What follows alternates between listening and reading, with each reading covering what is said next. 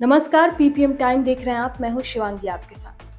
अजमेर स्थित सूफी संत ख्वाजा मोइनुद्दीन हसन चिश्ती के दीवान सैयद जैनुल आबिदीन अली के उत्तराधिकारी सैयद नसरुद्दीन चिश्ती के ने वक्फ बोर्ड को लेकर अपना बयान जारी किया है। उन्होंने कहा कि वक्फ बोर्ड नवीन बिल का विरोध और समर्थन डेमोक्रेसी का एक पार्ट है और इससे सहमति और असहमति सभी में हो सकती है और अपने डेमोक्रेटिक तरीके से इसका विरोध भी किया जा रहा है। लेकिन उन्होंने कहा कि वक्फ बिल में अमेंडमेंट की ज़रूरत है और इस अमेंडमेंट का मतलब ये नहीं कि किसी दरगाह छिन जाएगी, खानकाहे कब्रिस्तान संपत्ति छिन जाएगी, ये कहना गलत है। उन्होंने कहा कि हो सकता है किसी को इस बिल के कुछ सेक्शन से प्रॉब्लम हो या असहमति हो, इसमें बदलाव किया जा सकता है।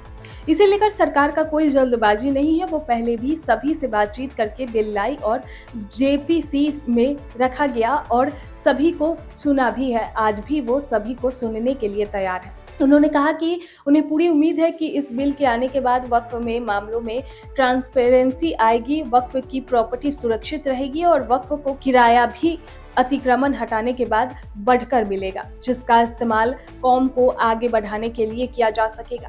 इस बिल को लेकर लगातार गुमराह किया जा रहा है और ऐसा नहीं होना चाहिए। शरीयत और वक्फ दोनों अलग अलग मामले हैं और इसे एक दूसरे से नहीं जोड़ना चाहिए। प्रॉपर्टी को रेगुलेट करने के लिए ये एक्ट लगाया गया है और इसकी कार्यप्रणाली को चेंज करने के लिए ये बिल लाया गया है। इसमें किसी भी तरह के मजहब के खिलाफ नहीं मानी जाना चाहिए। इसमें सार्थक बहस होनी चाहिए जो सभी को सुनकर ये बिल पास किया जाएगा। ये मुल्क सभी के लिए सुरक्षित है। हिंदू मुस्लिम सभी इसमें भाईचारे के साथ रहते हैं और गंगा जमुनी की तहजीब या देखी जा सकती है। इस मौके पर उन्होंने प्रधानमंत्री नरेंद्र मोदी की ओर से ईद के अवसर पर पहली बार सौगातें किट दिए जाने को लेकर भी सराहना की। प्रधानमंत्री नरेंद्र मोदी ने हर वर्ष का ध्यान रखा है और ये बेहतर है उनके त्योहार में वो बराबर के शरीफ हुए और उनकी दुआएं भी प्रधानमंत्री नरेंद्र मोदी को मिलनी होगी। आपके इस चैनल के माध्यम से ईद उल फित्र की बहुत बहुत मुबारकबाद देता हूँ। ये अल्लाह ताला का रहम करम है, हम पे एहसान है कि हमें ये नेमत अता फरमाई कि हमने रोजे रखे एक महीने के, उसके बाद में ईद उल फित्र का पर्व मना रहे हैं। लेकिन इसके साथ साथ हमारा ये भी खुशनसीबी है कि हम हिंदुस्तान जैसे गंगा जमनी तहजीब वाले मुल्क में रह रहे हैं। हम यहाँ पैदा हुए, हम इस मुल्क के नागरिक हैं। हिंदुस्तान की गंगा जमनी तहजीब आपको ये देखने को मिलेगी कि कल चेटी चंद का पर्व मनाया गया, नवरात्रों का पर्व मनाया जा रहा है और आज ईद उल फित्र का।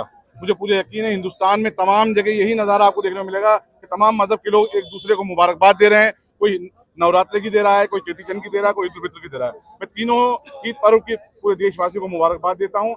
हमारे मुल्क की गंगा जमनी तहजीब यही है कि मिलजुल कर रहें, हमारा मुल्क तरक्की के रास्ते पर गामजन हो और यही हमारे मुल्क की ताकत है। सौगात मोदी पर क्या कहना चाहिए? देखिए, ये अच्छा इनिशिएटिव है प्रधानमंत्री जी, क्योंकि हमारे यहाँ एक सिस्टम है कि हम रमजान के महीने में उन लोगों तक हम भी पहुँचते हैं जो ईद मनाने में असमर्थ होते हैं, फाइनेंशियली कमजोर होते हैं।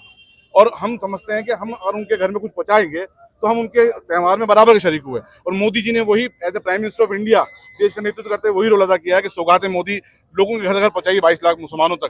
तो मुझे पूरा यकीन है उनकी दुआएं भी मिली होंगी और उनके त्यौहार में मोदी जी बराबर के शरीक हुए हैं। वक्फ बोर्ड का लगातार विरोध किया जा रहा है। देखिए, विरोध करना सहमति है, सहमति जो है वक्फ का जहाँ तक मैटर है। आज हालांकि ये दिन नहीं है, ईद उल फित्र का दिन है। आपने पूछा सवाल, विरोध और समर्थन ये डेमोक्रेसी का एक पार्ट है। सहमति असहमति भी डेमोक्रेसी का एक पार्ट है।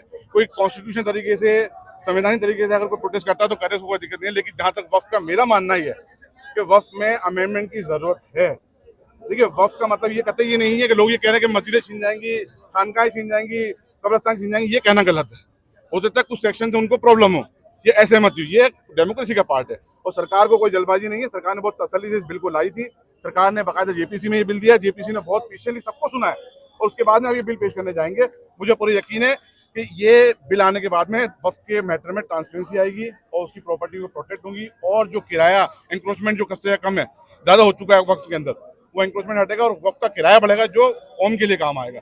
इसके अंदर ये गुमराह ये कर रहे हैं कि साहब ये वक्फ के जरिए शरीयत मुदाखलत नहीं। तो ये वक्फ एक अलग मामला है।